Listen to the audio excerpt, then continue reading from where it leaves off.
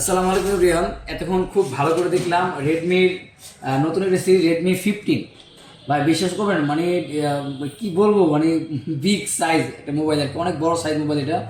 এটার ভিতরে কিন্তু খুব চমৎকার একটা জিনিস আছে যেটা অনেকেরই প্রয়োজন।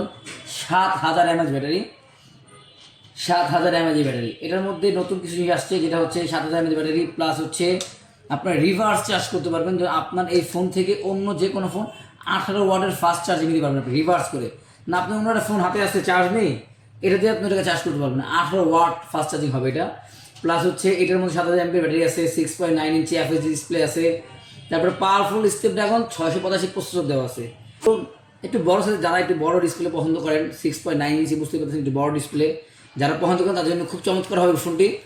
আর শাওমি এটা কিনে খুব বড় একটা ইভেন্ট করছে। এটা কিন্তু ফোন না, দামি ফোন।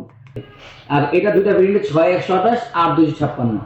আপনি যারা একটু বড় ব্যাটারি চাচ্ছেন যে অনায়াসে 2 দিন চার্জ থাকবে, একদম রিল্যাক্সে আপনি 2 দিন ইউজ করতে পারবেন এটা।